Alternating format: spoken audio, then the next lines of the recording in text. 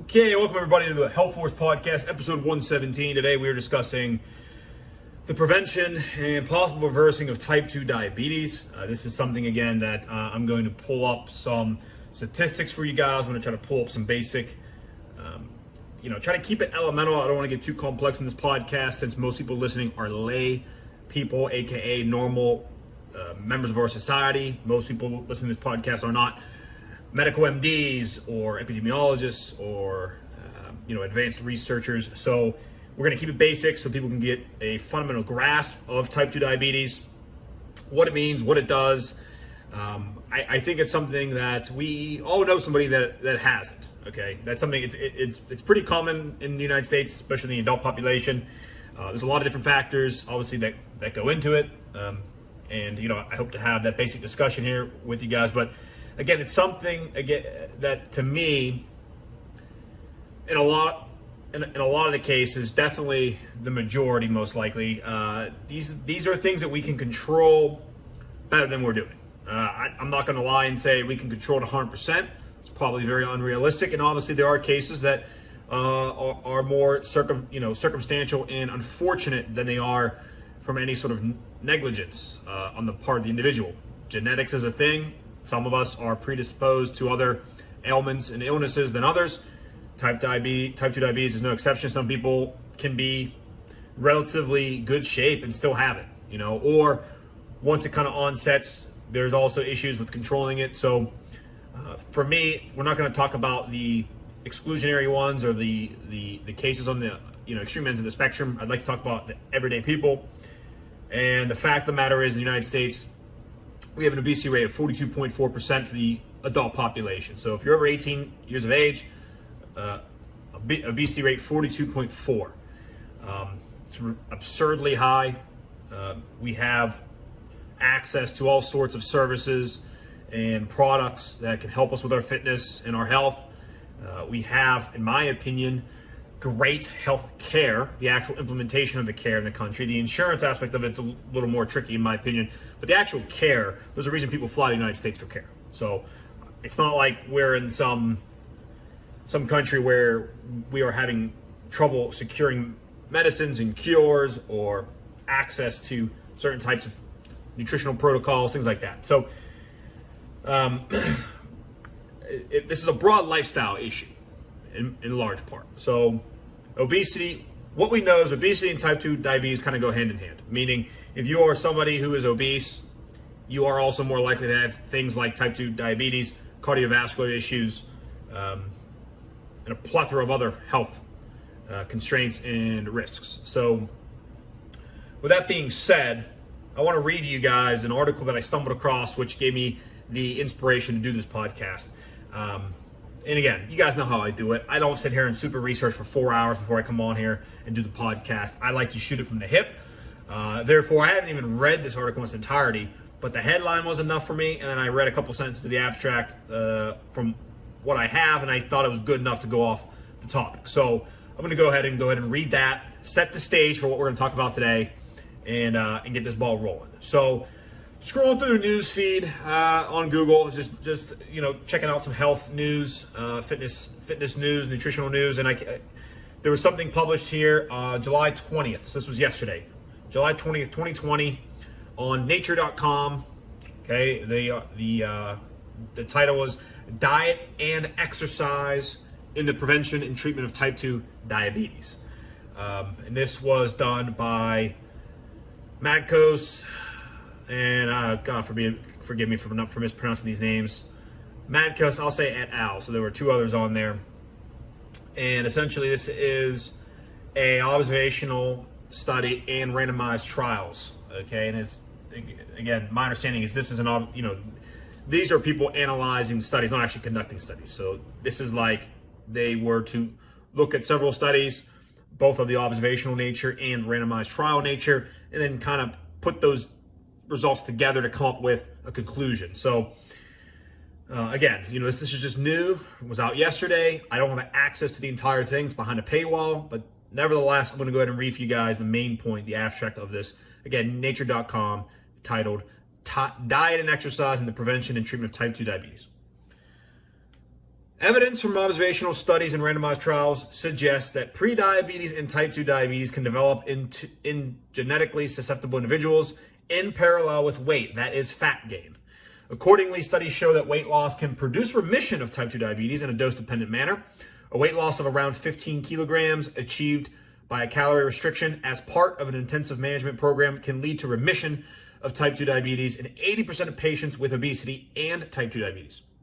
However, long-term weight loss maintenance is challenging. Obesity and type 2 diabetes are associated with diminished glucose uptake in the brain that impairs the satiating effect of dietary carbohydrate. Therefore, carbohydrate restriction might help maintain weight loss and maximize the metabolic benefits. Likewise, increases in physical activity and fitness are an important contributor to type 2 diabetes remission when combined with calorie restriction and weight loss. Preliminary studies suggest that a precision dietary management approach that uses pre-treatment glycemic status to stratify patients can help optimize their dietary recommendations. Blah, blah, blah. Future research should focus on better understanding the individual response to dietary treatment. So, again, what is there to take away from this? Well, the takeaway should be type 2 diabetes and obesity, adult obesity, go hand in hand a lot of the time. So again, it's not like they're married, so that if you have type 2 diabetes, it doesn't mean you're automatically an obese person, and vice versa. Just because you have weight gain, fat gain, and you are now obese doesn't mean you're automatically going to get type 2 diabetes. But they are very much tied at the hip. They do travel, again, parallel to each other, and tend to have the intersection. So the other takeaway is that when somebody goes through a weight loss management program through dietary intervention, calorie restriction, and exercise, there's remission of approximately 80% of patients of their type 2 diabetes. It's pretty profound. In terms of just saying that sentence, that from what we have, at least from what they looked at in this article, Macos et al., they're saying if people lose weight around 15 kilos, 33 pounds, 35 pounds, if you can drop 35 pounds with type 2 diabetes, 80% of those individuals will go into remission, is what they have. So, again, I've been saying it, and it's probably a good idea. It's probably a good thing that I'm as consistent as I've been. In some manner, it's pretty remarkable, because in this day and age, I feel like people always are changing opinions, and it's not that they're changing opinions, but they're always trying to please the crowd at the moment. Okay, so when vegans in, everybody's got to pander to the vegans. If high intensity interval training's in, well, we got to pander to those people. And I just try to stay straight and narrow. Straight ahead, right to the truth. That to me is what matters the most. And I've been saying fitness is the closest thing to the fountain of youth that we have. And that's not meant to be dramatic. That's just meant to say a lot of the ailments that we have, a lot of the issues that we have as human beings, come down directly to our fitness levels. And when we are not fit, when we are obese, when we eat like crap, we get issues. We have health issues that rise up. We have pain issues that come up. Our quality of life decreases. Our happiness decreases. When we are fit, in shape, eating well, it's the exact opposite. We have low amount of ailments, low amount of disease. We don't feel bad. We feel great, and our confidence and happiness is up. So I'm not being dramatic. I'm being straightforward. Why do we not focus on having a lifestyle built around fitness? To a certain degree. I get that you might not love exercise. I get that you might not love eating healthy food. But to a certain extent, this goes beyond your likes and dislikes. This needs to be something that you just decide, I want to become a healthy person. I don't want to be 50 and have all these sort of health issues that arise partially due to my own ignorance and fault. Because again, I know there's a lot. This is a tough topic to talk about, because I feel like a lot of my peers in the fitness industry, whether they're moving with society and the times and the cancel culture and the politically correctness, I'm not sure what the motivation is, but I've noticed a sharp drop and decrease in straightforward, truthful talk. I've noticed now when we're talking about obese individuals, oh, poor you, oh my God, oh, we gotta be so nice to them, it's not their fault, blah, blah. And, partially that is true, that it's complicated, it's complex. I don't think it's very complicated, but I do think it is complex. Obesity at the end of the day is mostly you can boil it down to people not working out and eating bad. That's like the most simplest kindergarten version of why we have obesity. People are eating too much, they're not working out, and henceforth you gain weight in the form of fat. That is just scientifically accurate. That's the way that process works. You can't gain weight to the level of obesity, again, in the vast majority of cases, unless you're consuming more calories than you're burning off. That's just fact. So for us to then be like, well, it's hard for people. It's you're like, yeah, it is. But at the same time, we still need to place the control into the hands of the individuals suffering from obesity and type 2 diabetes. Let's give them the control because it's there. It is there. If they change their circumstances, they get more healthy. That is true. So instead of us like discouraging that tough talk about, hey, you can fix this, change your lifestyle. Look at your behavior. You're causing this issue half the time. If we can get to them and say, look, yes, I understand the last 10 years you've not lived a healthy lifestyle. You are now obese. You now have type 2 diabetes. You now have joint issues. You are now in pain. I got that. I don't want to harp on that all the way, right? Like, let's just acknowledge it. But guess what? You have the control to reverse all that if you just change your lifestyle. And that is what's not being said. You, if you are suffering from any of these ailments or from a lack of fitness, you have control. You have the ability to make up your mind and change if you so desire so. And what I think happens a lot of the time is we've got people that want the outcomes. They don't want to do the work. They don't want to do the process to get there. They think it's magic. It's like the same way. I'll give you an example. A really good comparison is wealth. Why don't more people accumulate wealth? Why are most people middle America? Why are most people middle income groupings? Well, it's really hard. It is hard to accumulate wealth. It is not easy. It requires time. It requires a process. It requires a strategy. Hard work, sweat, tears. There's a lot to it. And most people, they love the idea of being rich. They don't love the idea of what it takes to accumulate that wealth. And so it's very similar for fitness. Everybody wants to be fit. They want to have a six-pack. They want to look great. They want to have muscles bulging. They just don't want to do the work.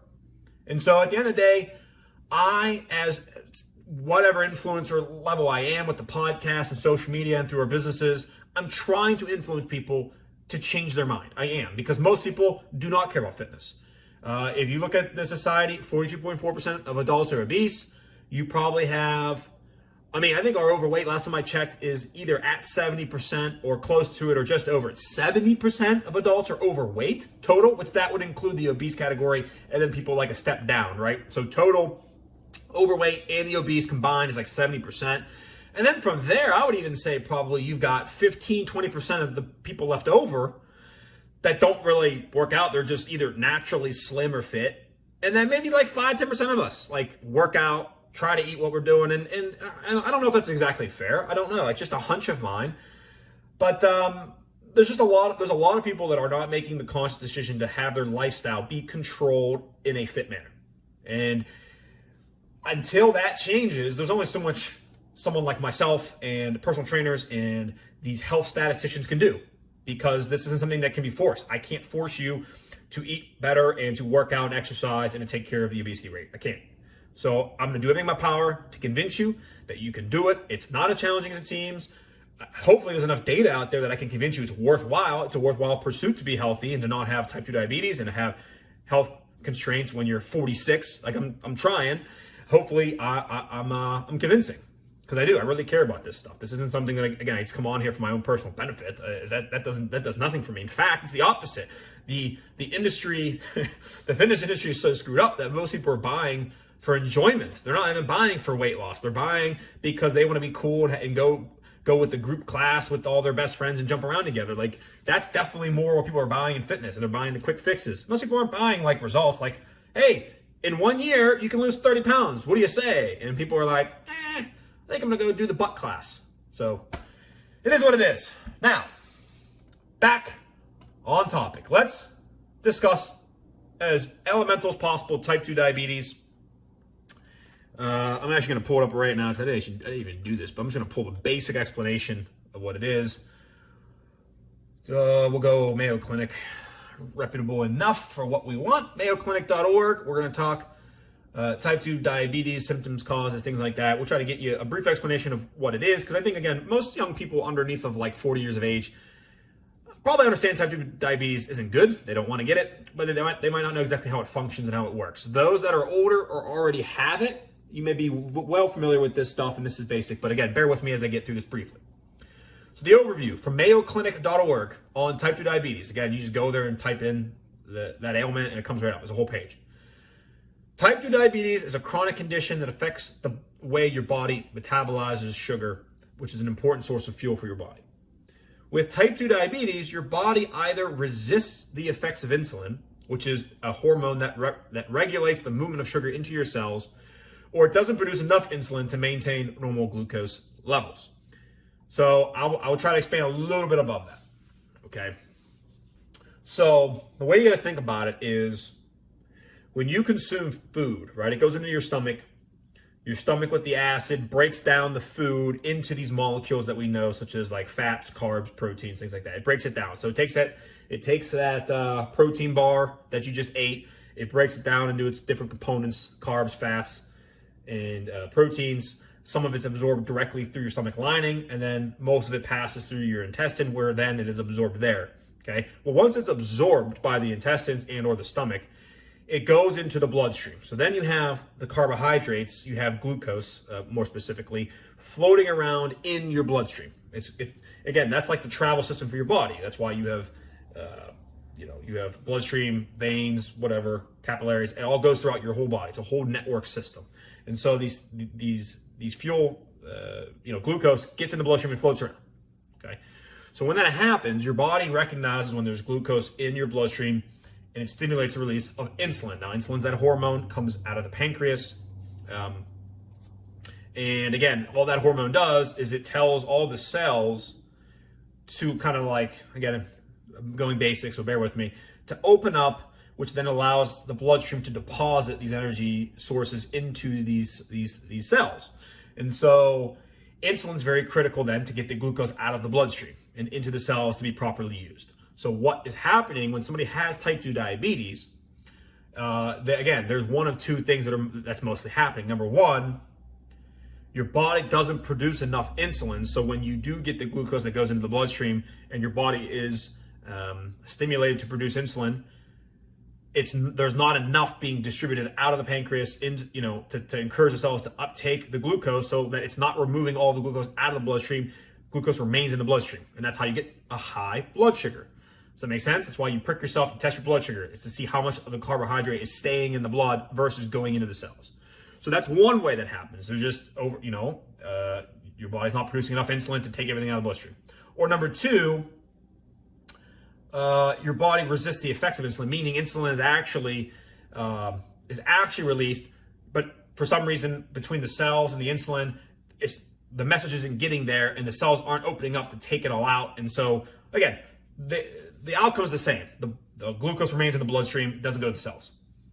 So I'm going to continue now with the article, but I wanted just to give you a little brief expansion there. But I think everybody's getting the picture, right? Okay.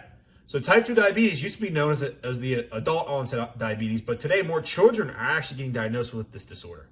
It's probably due to the rise in childhood obesity, which is complete. That's one of the saddest things I've ever read in my life. This used to be called adult diabetes. Now we got to go type 2 because even kids are getting it because they're out of shape and overweight. There's no cure for type 2 diabetes, but losing weight, eating well, and exercising can help manage the disease. If diet and exercise aren't enough to manage your blood sugar, well, you may also need medication or insulin therapy. So, I'm not privy to knowing all the details information about why exactly obesity and type 2 diabetes seem to go hand in hand a lot of the time. I only know that the data exists. So again, I'm not up to date with every single mechanism of the biological processes in your body to know exactly why when obesity goes up, so does type 2 diabetes chance and risk. But they do.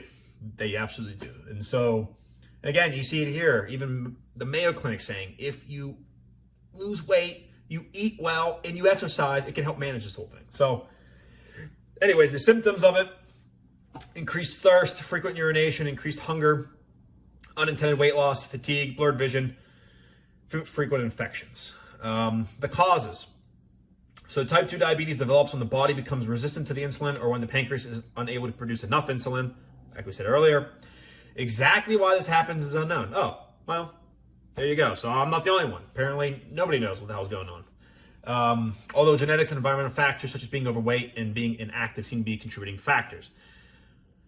It talks about how insulin works. I'll read through this briefly again. Pancreas secretes insulin into the bloodstream. The insulin then circulates, enabling sugar to enter your cells. Insulin lowers the amount of sugar that's left in your bloodstream, and as your blood sugar levels drop, so does the secretion of insulin. Makes sense, just like I said before. I'm going to skip down here to the risk factors. So weight's a risk factor. Being overweight increases your chance of type 2 diabetes. Fat distribution. If you mainly store fat in your abdomen area, you have a greater chance of type 2 diabetes. Inactivity. Family history. Race. Age. Obviously, if you have pre-diabetes, you're more likely to advance to full-on type 2 diabetes. Gestational diabetes, again, that's something where during pregnancy, women can actually have diabetes, and then what they're saying is that may remain and we become again type 2 diabetes if unaddressed or if not tried to be treated there. Complications, obviously there's all kind of things here too. Again, blood vessel damage and disease, nerve damage, kidney damage, eye damage, just bad. A list of bad stuff that happens. The prevention, this is an important part. I'll read this. So healthy lifestyle choices can help prevent type 2 diabetes. That's true even if there's diabetes in your family. So even through genetic purposes, if you pay attention to a healthy lifestyle and have if you have emphasis on fitness, you can still lower your risk. If you've already received a diagnosis of diabetes, okay, so you maybe already have type 2 diabetes, you can use healthy lifestyle choices to help prevent the complications. So if you have prediabetes, lifestyle changes can slow or even stop the progression to full-blown type 2 diabetes. Healthy lifestyle includes eating healthy foods, getting active, losing weight, avoiding being sedentary. I mean, basic, elementary, third grade gym class stuff. There's medication that's available, metformin.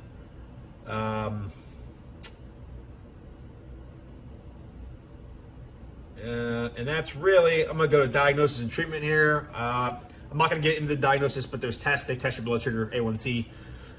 If it's above a certain score, obviously the glucose is not leaving the bloodstream, therefore they can diagnose you that way.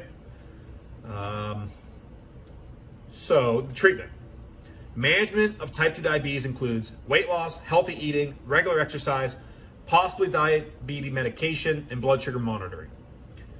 Weight loss can lower your blood sugar levels. Losing just 5 to 10% of your body weight can make a difference, although a sustained weight loss of 7% seems to be ideal. This means someone who weighs 180 pounds and has type 2 diabetes, right? If they lose just under 13 pounds, that can make an impact on their blood sugar levels. So they talk about healthy eating, fewer calories, fewer refined carbs, no sweets. Makes sense. They talk about physical activity. You should work out, monitor your blood sugar, potentially medication.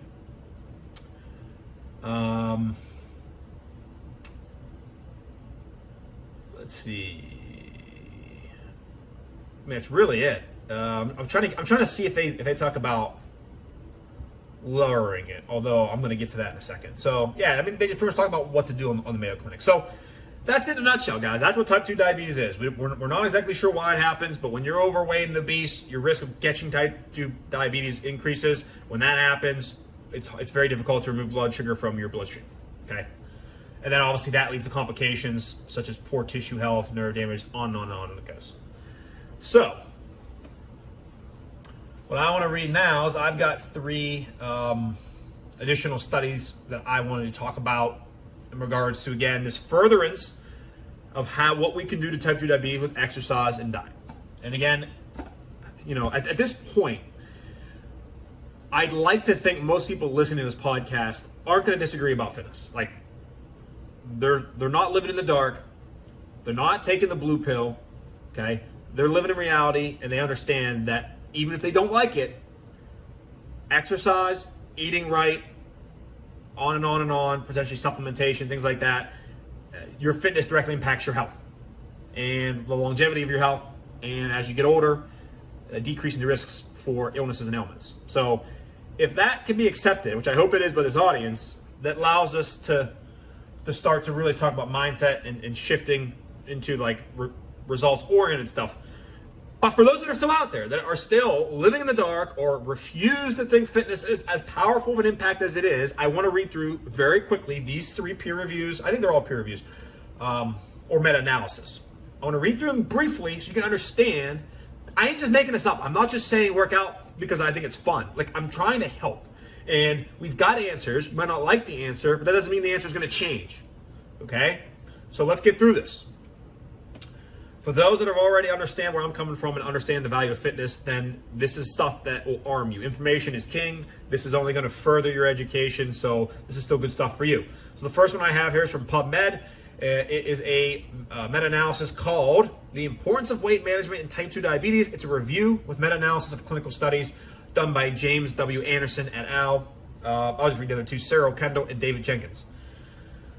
Now, again, this is behind a paywall. I don't have access to the whole thing, but I'm going to briefly read the abstract of what they're working on here. So it says obesity is a major risk factor for the development of diabetes, and excessive energy intake is a major contributor to poor glycemic control in type 2 diabetes. The impact of obesity on risk for diabetes as well as coronary heart disease, risk factors and the benefits of weight loss, and decreasing risk for developing diabetes and improving glycemia and CHD risks were reviewed.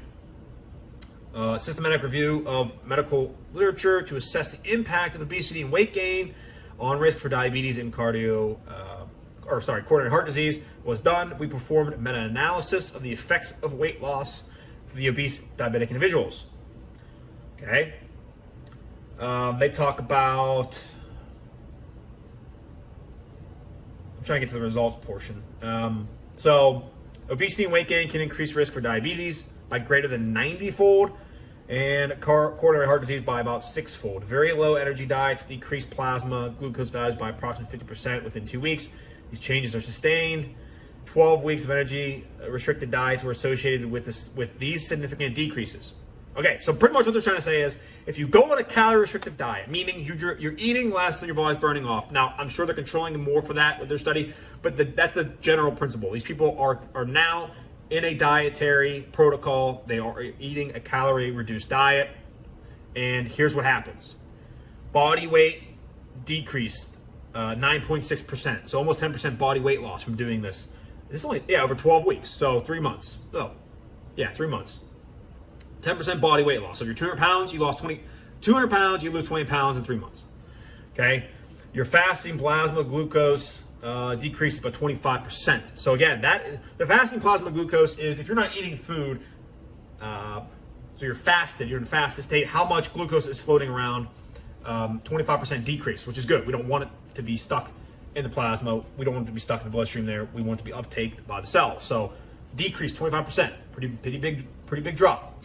Serum cholesterol dropped by 9.2%. Serum triglycerides dropped by 26.7%.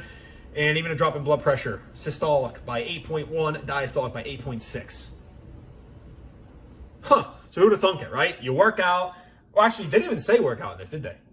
They did not. This is strictly diet. So this is a dietary meta-analysis. They reviewed all this stuff. Hey, big decreases when people do it for 12 weeks. Okay? Next one we'll go to. This is preventing chronic disease. This is research effectiveness of a weight loss intervention in patients with prediabetes in Colorado, done by Fabio Almeida et al. Again, this is people that don't have type 2 diabetes yet. They're pre-diabetic, meaning essentially, from my understanding, the blood sugar, when you test it, again, I was saying about these different test levels, and if you go over a certain test score, obviously you have type 2 diabetes. Well, this is like a medium range where it's above normal, but it's not quite type 2 diabetes, so you're pre-diabetes. We're saying, if you keep living, pretty much, if you keep living the way you're living, you're going to bump yourself up into the category of type 2 diabetes. So this is kind of like a pre-warning spot. So what they did was, although lifestyle interventions are effective in delaying the onset of diabetes, translating these lessons to routine healthcare settings remains a challenge.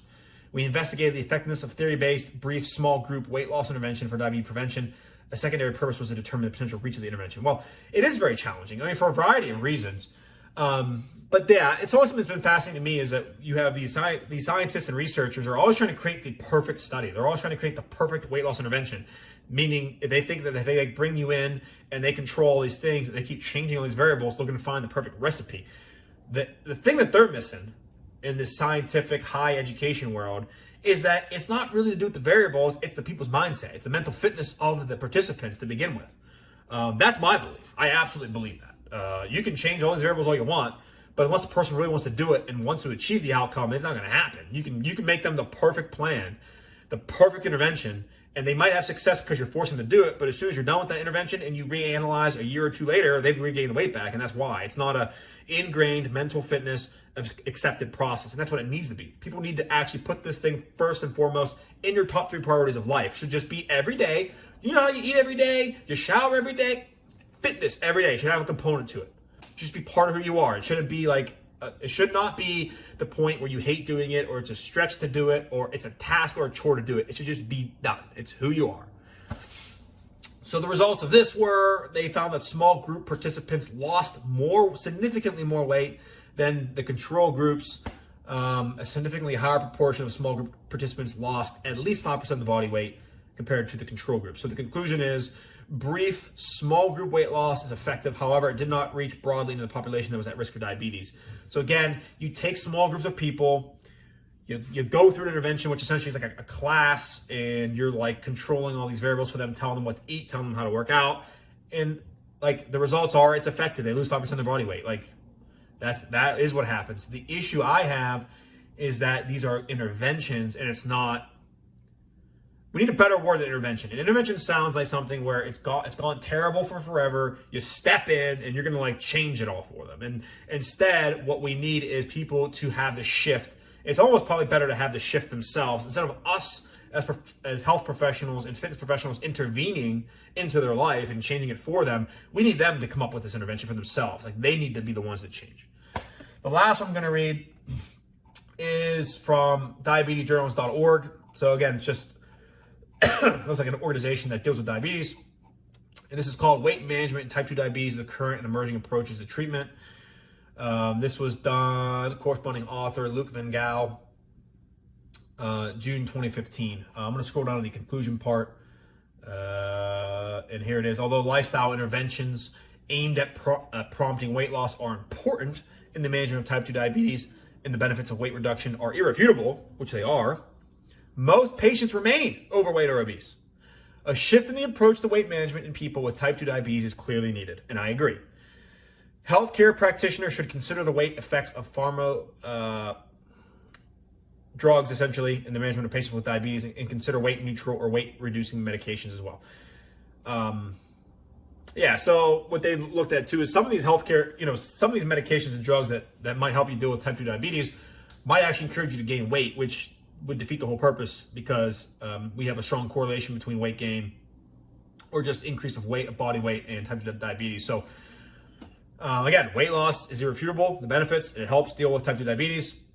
But they're saying we're like struggling with people to do it. So, I'm pretty much going to wrap this up by trying to make a plea. I'm just going to make a big ask from everybody listening and try to make a plea as best I can here. Everything we talked about today, to me, has been so straightforward, and it's been that way for, 8 years that I've been doing it. It's not like we found some cutting new technology or some, oh my God, did you know that this is how type 2 diabetes happens? Like, we've known this. We've known the ways to control it and treat it best we have a handle on.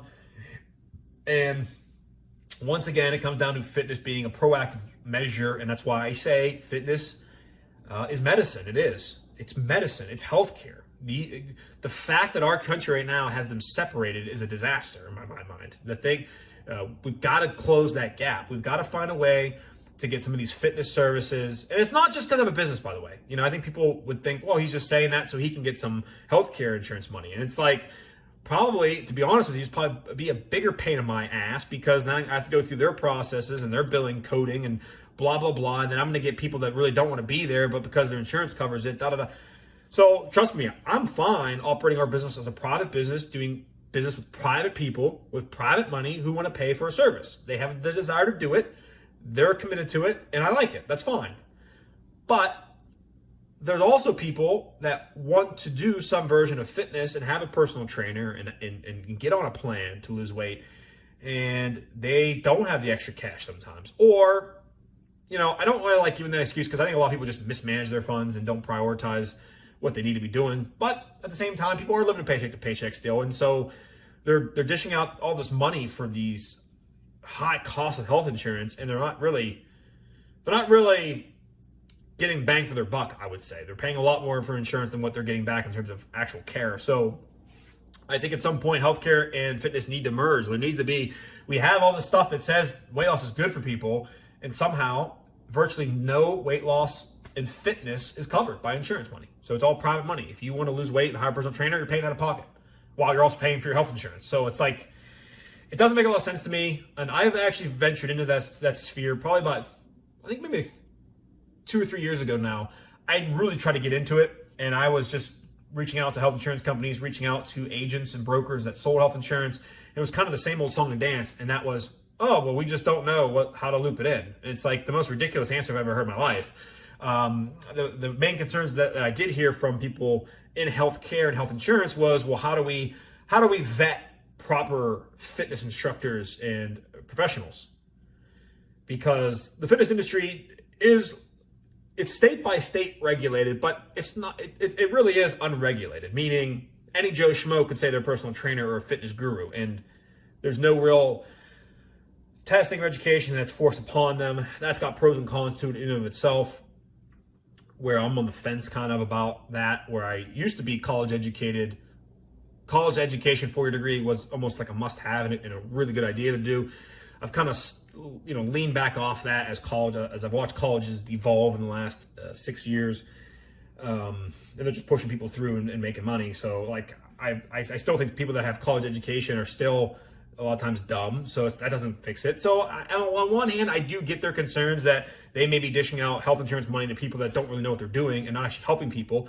While that's a legit concern, I don't think that means you rob the opportunity for proper fitness professionals to come in and actually help people. So we got to find a balance there. I don't have all the answers. Obviously, I'm not connected enough to like really make that happen. We're not like a bazillion-dollar company like Amazon where I can just make my will be known and people around me will mold.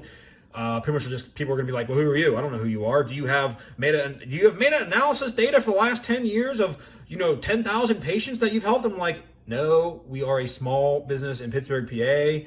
Our methods work. We help people lose weight, and there's plenty of research that already shows that when people lose weight, their health increases, their good health increases, and all their bad stuff goes down. So I don't really know what you're asking. Well, yeah, but can you prove it? And I'm like, So anyways, you're dealing with a lot of that, a lot of bureaucracy, a lot of politics, a lot of people looking to put the hammer down and almost create blockades on purpose. So it just seems very backwards right now. I'm on my soapbox, definitely, to wrap up the podcast, but these are just my observations. And, I'm completely fine helping people in the private sector and people that have the income and want more so the prioritization of their income. Most people can pay for a personal trainer. Our online personal training service is $44 a week, which is like a tank of gas or something. Like it's going to the bar for a couple of drinks. Like that is not expensive, but you'd just rather spend your $44 on something else instead of personal training. That's your issue. And so, there are affordable options, but at the same time, it doesn't mean that we can't progress forward and also have a health insurance component to this thing, especially because there's so much benefit. And like you said, in that last research study, it's irrefutable. So what are we debating here? Let's get fitness up. And it starts with the society's mindset.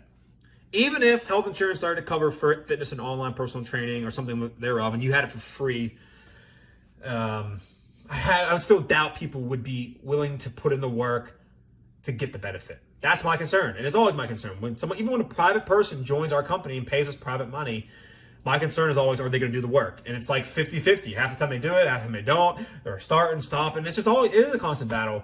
But it definitely comes down to mental fitness, your mindset, what you're prioritizing, what your goals are, how serious you are about it, and what you're willing to do to accomplish it. The accomplishing part's actually not all that hard. It's the committing up front to it is the hard part. That's the hard part. So if you guys have any questions about fitness in general, you guys can always hit us up on social media, Ramsden Fitness at Facebook and Instagram. Twitter, it's RamsdenEF.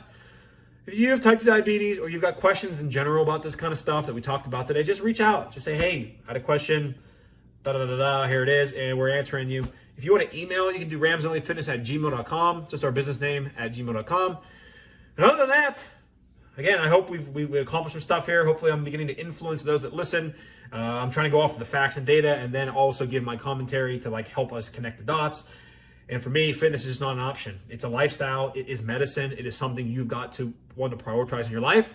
Those that will reap the rewards and benefit. And they'll find that it doesn't take very much effort, maybe a little bit up front in the beginning, but as you do it more and more and more, it just becomes part of who you are. It becomes second nature. And those that want to continue to go on vacations and go to the bars and turn a blind eye to fitness, we will continue to skyrocket our obesity rate. We will continue to skyrocket heart disease and type 2 diabetes. And we're going to be in a big world of hurt, especially if healthcare continues, in my opinion, to devolve and go, in the wrong direction. We may end up in a system where we are all tied together, some version of universal healthcare, which sounds great because everybody's covered, but then we all bear the brunt of the cost. And if most of us are unhealthy, well, number one, it's going to be expensive for all of us. And number two, those that are healthy and do take pride in their self-care and self-fitness, well, now we're essentially subsidizing those that don't. So we've got things to tackle. We've got issues to fix. And it starts with us, mental. Each one of us, take control for your situation. There's things you can control today, tomorrow, next week, next month that have an impact on your fitness. And I encourage you all to do that. And if not, ask me. Reach out and ask. I'll get you some facts on how you get started. So thanks for listening. I appreciate my audience. And again, if you guys want to reach out and leave any feedback, again, the social media handles, I'll do it one more time. Ramsley Fitness at Facebook and Instagram. Ramsley EF on Twitter. And the email is ramsleyfitness@gmail.com.